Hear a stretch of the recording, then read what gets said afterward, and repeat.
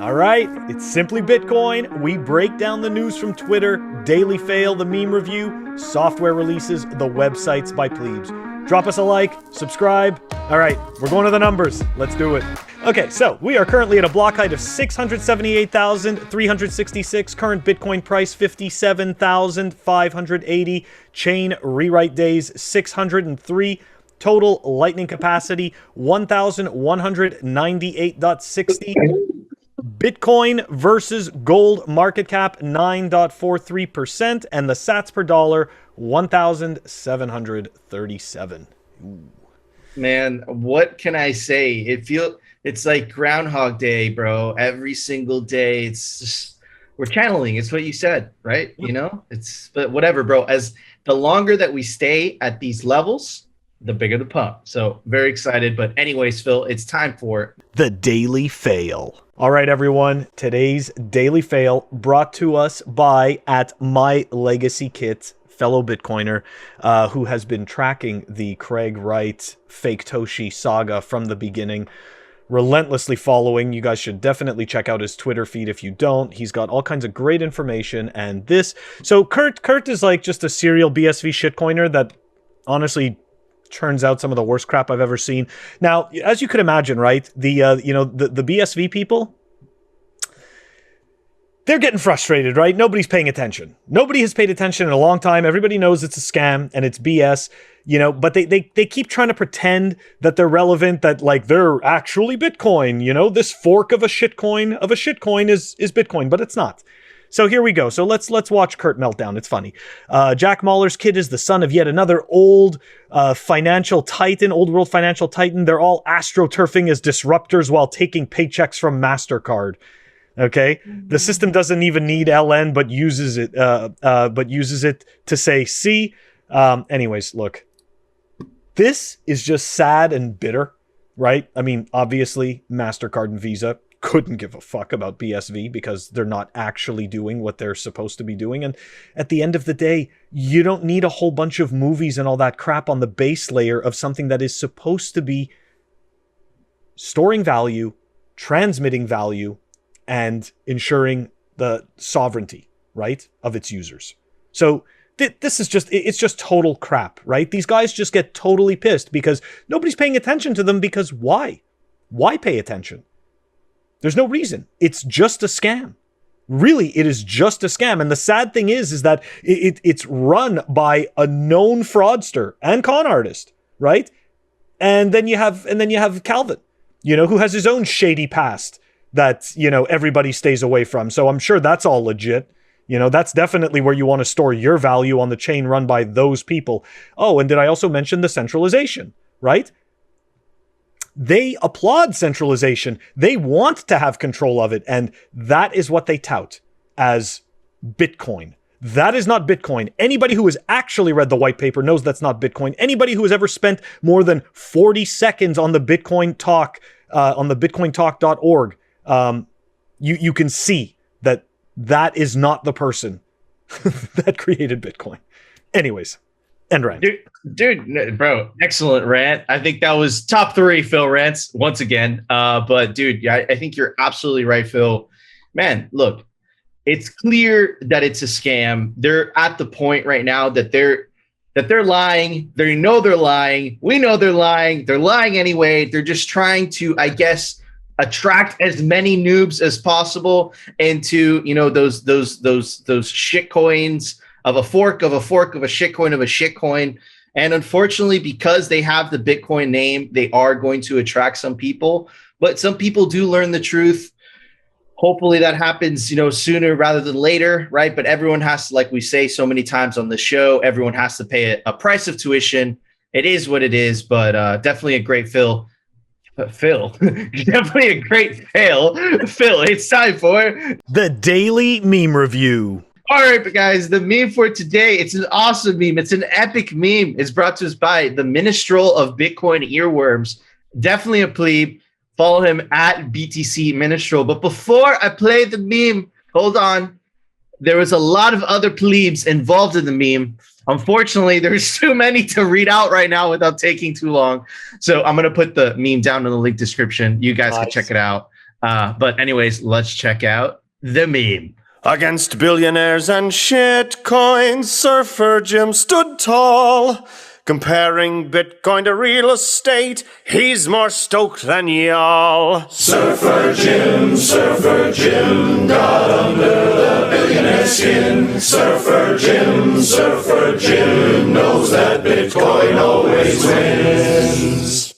Some say he's Satoshi's father, known to never cave.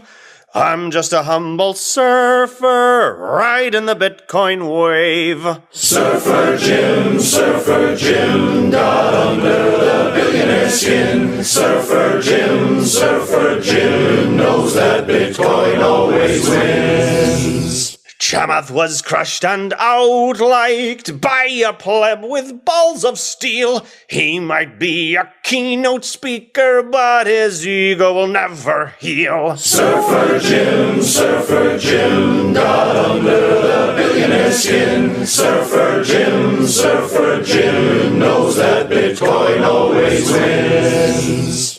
Memes and t-shirts are printing of the legendary dispute, while Surfer Jim is squinting laser eyes on the next OG suit. Surfer Jim, got under the billionaire skin. Surfer Jim knows that Bitcoin always wins. Dude, okay. Wow. Man. Phenomenal meme. I was speechless. My face just froze. There's so many emotions I was feeling. And for that, I'm just going to give this amazing score of this gray hand towel. Yeah, Phil, what about you? Man, so look, gray hand towel.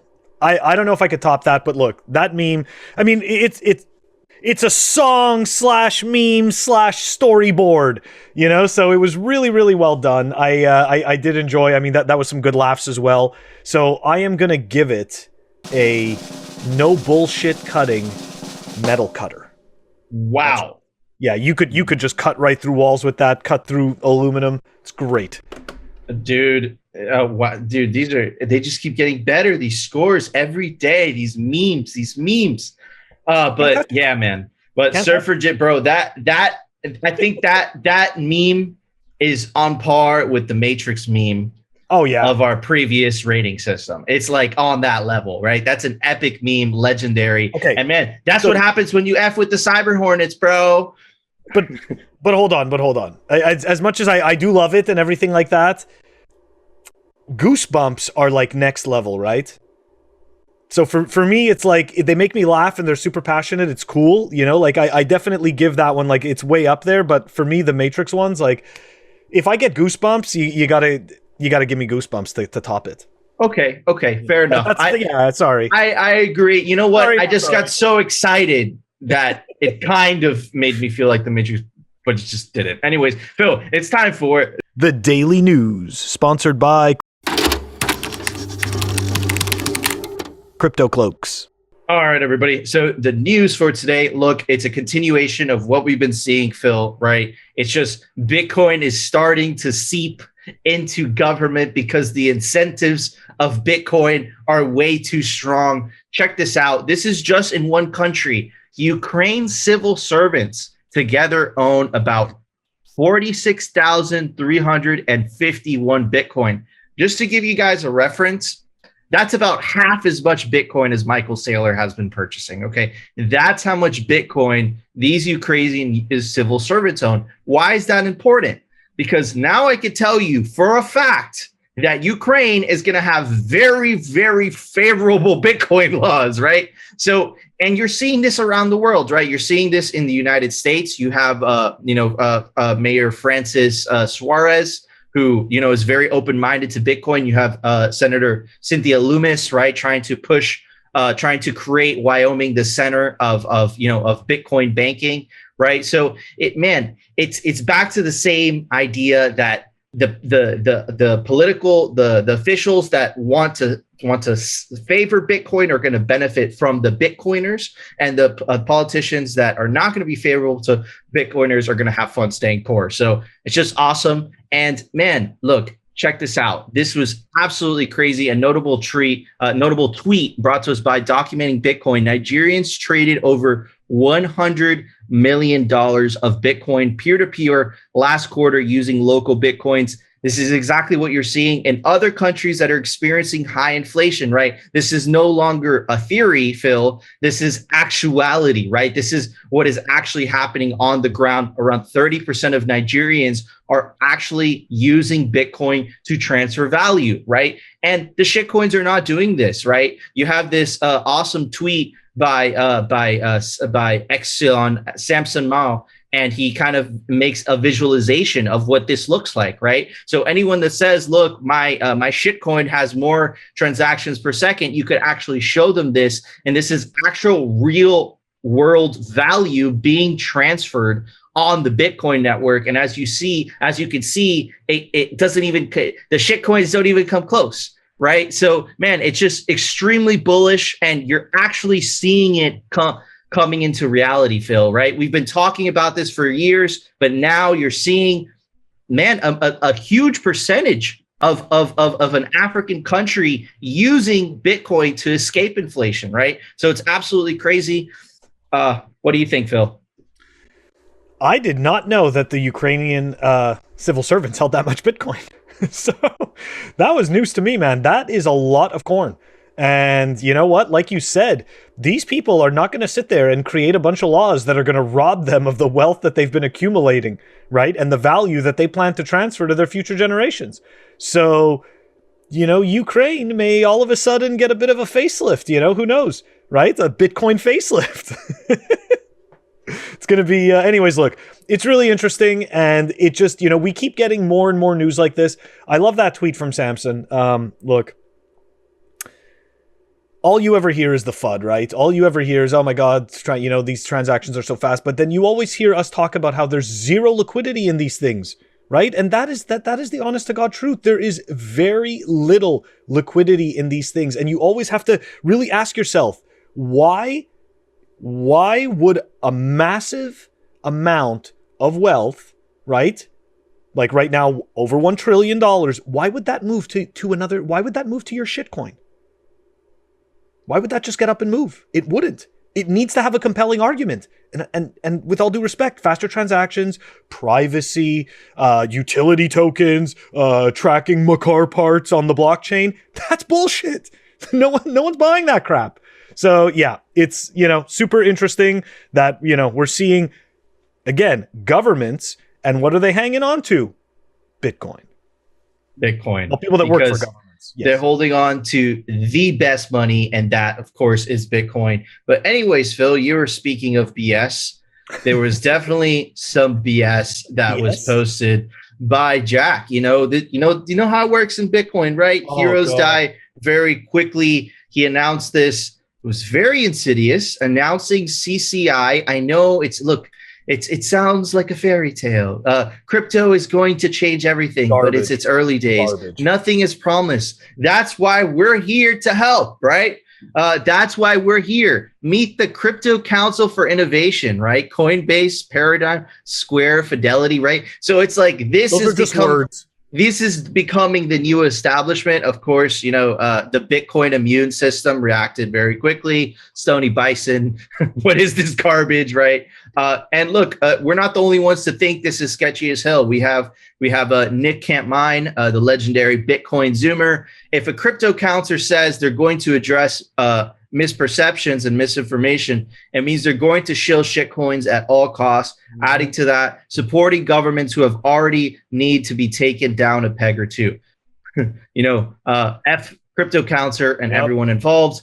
We feel like we completely agree with that. And look, gets even more insidious. This work will require sharing insight and analysis about crypto while correcting the misperceptions that inevitably accompany a transformative new technology. So that's the problem, right? That's the problem. Who controls what is a right perception, what is not a right perception, right? And this is more of like, these are going to start becoming the fact checkers the fact checkers of crypto. And unfortunately, because they have that, this fancy crypto council for innovation, a lot of people are going to believe in their bullshit, So yeah, come on, Jack, you have an awesome, awesome exchange. You have the Cash App that, that's literally, I consider it a really good hot wallet because you don't have to pay any fees to transact.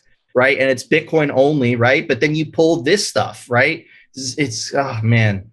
Anyways, Phil. Very concerning. Look, this is the same shit that we saw when they tried, way back there with the New York agreement, right? All these prominent Bitcoiners decided to all sit there and start jerking each other off and decide we're going to fix Bitcoin. We're going to tell everyone how it should be perceived and all this stuff. You know what? These guys, they're just doing the same shit again. It's just different faces, same place, same BS. And you know what? They're going to fail. They are genuinely going to fail. They are going to try. And the sad thing is there are going to be so many brainless followers that are just going to sit there and be starstruck by the names and the people. And how could they be wrong? Right? They've made millions of dollars, They're so successful. They must be right. It's just a load of horse shit. All they're going to do is try to push the narrative in their direction so that they can essentially what they're going to try to do is create the whole ecosystem around their stupid cuck council, They're creating like a propaganda arm. It's all bullshit. Listen, at the end of the day, okay? At the end of the day, we run our own nodes, okay? If we don't download and install their shitty software, okay, that whatever it is that they decide to come up with or whatever it is to try to fix Bitcoin or who knows what, we don't have to install it. And all they will be doing is running some shit fork that they're going to pretend is the real thing. So they can go pound. Exactly. There you go, ladies and gentlemen. That's, again, an angry Canadian. I love it when Phil gets mad about shitcoinery. Yes, you should get angry about that. But anyways, check out this. Look, this is big news. Not for the reasons that everyone else is saying is big news. Yeah, so you have influencers like Pump, saying like it's, this is incredible. Like, look at the performance from Coinbase and this is incredible. They have 56 million verified users, monthly transaction users of, 6 months, like incredible things, right? It's going to be an incredible ICO, right? But, as looking at it from the Bitcoin perspective, from someone who, decides to store their energy and their wealth in Bitcoin, Coinbase, I feel like, Phil, could have just performed better if they used the money they raised just to buy and hold Bitcoin than building this company that they built. Like, check this out. It came out that Coinbase only holds 4,486 Bitcoin. MicroStrategy, which is a new kid to the block, bro. Michael Saylor just came in, owns 91,000. So like, yes, in the fiat world, this is an incredible company, right? But in the Bitcoin world, they could have just done better if they held Bitcoin, right? And look, Michael Saylor gets it. He gets it so much, Phil, that dude, he doubled down again. He bought even more Bitcoin. This is a brand new article again, right? MicroStrategy buys $15 million more Bitcoin. The NASDAQ listed firm said it paid an average price of $59,000, literally buying Bitcoin all-time high, doesn't care, right? As a result, MicroStrategy now holds 91,579 Bitcoin. That's a lot of corn. And you compare that to Coinbase, that had this awesome presentation that everyone, all the influencers are like, oh my God, Coinbase. Dude, they hold very little corn. Mm-hmm. Like, so, I mean, am I seeing something? Like, is it because I'm not seeing it? Is it because it has cash flow? It's worth more? I just see it from the very simple Bitcoin perspective. They have less Bitcoin than MicroStrategy, but they started all the way in 2015. Like, what the hell's going on, Phil? It's no secret, at least to me anyways, that, Brian Armstrong is an enemy of Bitcoin. People will argue that he's not. Oh, look at how much Coinbase has done for adoption. Listen, they pay you in shitcoins to learn about shitcoins. That is not a friend of Bitcoin, okay? The fact that this company has been in this space for this long and only holds 4,400 or 4,300 Bitcoin, like, this guy loathes Bitcoin, okay? His shitcoin company would be so much more if it wasn't for Bitcoin, if it wasn't for the maximalists. But at the same time, guess what? This company wouldn't exist if it wasn't for Bitcoin. So too bad. You know, Coinbase, I just don't give a shit about. I really don't. You know, it's like, for me, they can IPO. I don't really care. I know that people think their stock is going to do great. Sure, maybe it will. At the end of the day, I really don't care if they do great or not. It's funny because Phil, like, MicroStrategy might end up being worth more on the NASDAQ, on the markets, than Coinbase, because it literally has more corn. Yeah. Right? Like that's just it. You know, even though Coinbase has this, you know, supposedly this amazing exchange business, you can see their numbers. They have a lot of users. Dude, MicroStrategy potentially is probably going to be worth more as Bitcoin increases in value, Phil. So it's like, that changes a lot, dude. You know, because it's really going to make an investor question a lot more whether that company is worth them selling Bitcoin for those shares, right? Versus before, you know, so that's going to change a lot, dude. And I feel like this is going to become more of a big deal, you know, as Bitcoin increases in value and MicroStrategy's, you know, stock price is going to follow it, right? Because it's basically a Bitcoin ETF at this point. Dude, it's going to be really weird that it's just worth more than Coinbase, you know. But anyways, Phil, there was a software release today. Why don't you tell everybody about it? Software releases. All right, looks like we've got Blue Wallet version 6.0.8 that was released, and that is down below in the show notes. Awesome. Thank you, Phil. All right, guys, that was our show. We hope you enjoyed the little improvement in production. We're still working on it. We're still trying to like fix the light, you know, just trying to fix little details. But bear with us. We hope you enjoyed the show. Like always, if you do, we really appreciate it. If you smash that like button and comment, YouTube algo loves engagement. Help us defeat all the shitcoin channels. And guys, of course, if you love us, definitely consider hitting that subscribe button. And we will see you tomorrow for another episode of Simply Bitcoin.